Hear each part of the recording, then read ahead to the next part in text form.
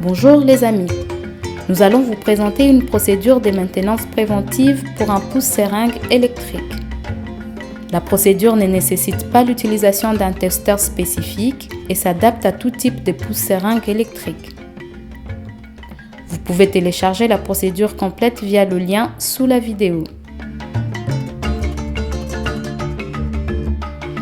Un pousse-seringue électrique est un appareil qui sert à administrer des solutés, notamment des médicaments à des doses très précises, à faible débit et par voie intraveineuse.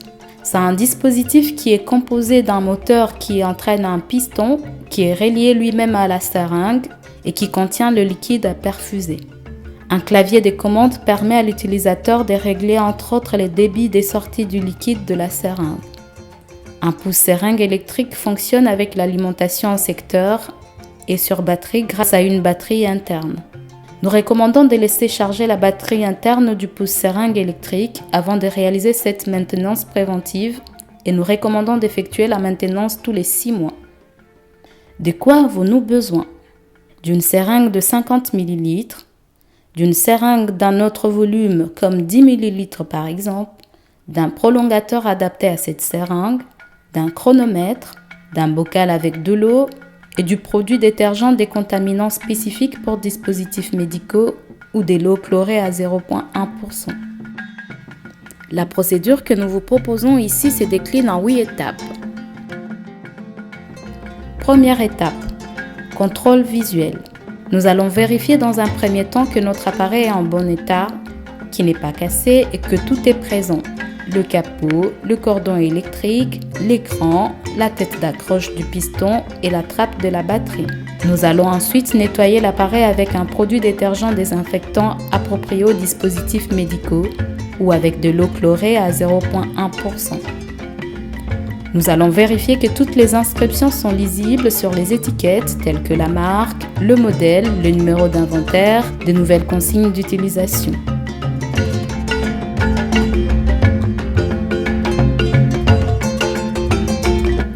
Deuxième étape, contrôle mécanique. On va vérifier que la fixation du pousse-seringue est en bon état.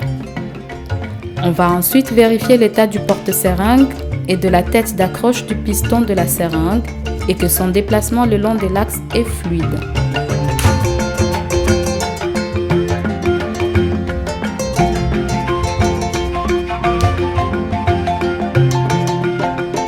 Troisième étape, contrôle à l'allumage. On va brancher, allumer notre appareil et vérifier que les voyants s'allument et qu'un bip sonore retentisse. On va vérifier le bon fonctionnement de tous les boutons.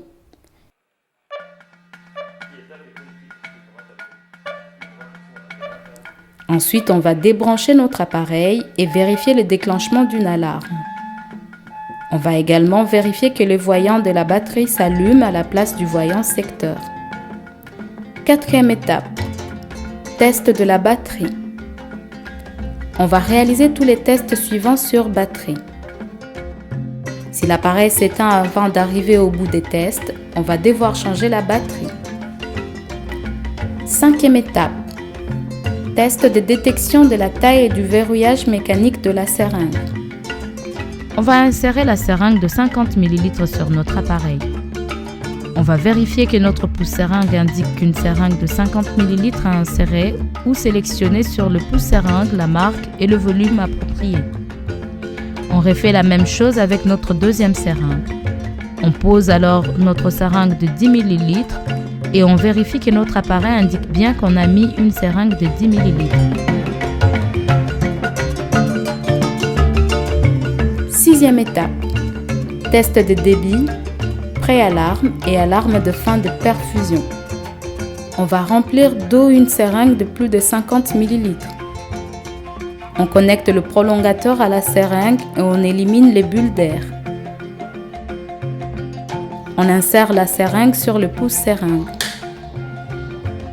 À l'aide du bouton adéquat, on va purger la ligne jusqu'à avoir précisément un volume de 50 ml d'eau dans la seringue.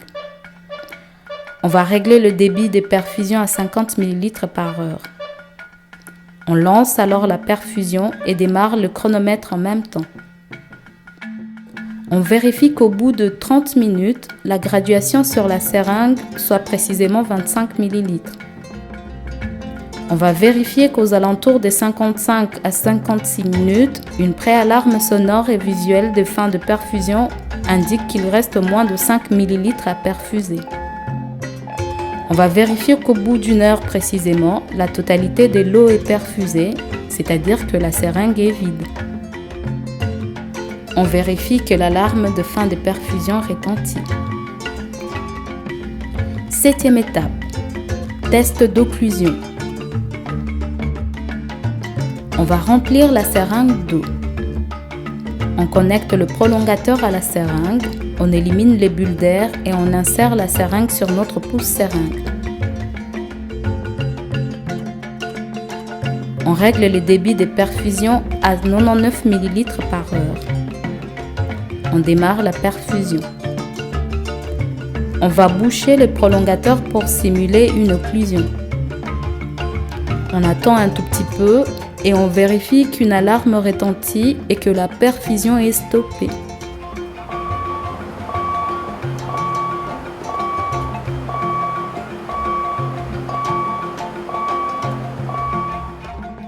Huitième étape, test de sécurité électrique. Nous vous renvoyons directement vers la procédure sécurité électrique que vous trouverez aussi en lien sous la vidéo. Une fois que nous avons vérifié notre appareil en suivant toutes ces étapes, n'oublions pas de compléter et d'archiver ce compte-rendu et d'enregistrer les résultats de cette maintenance dans nos outils de suivi. L'appareil ne peut être rendu au service utilisateur que si et seulement si toutes les étapes sont validées. À vous de jouer!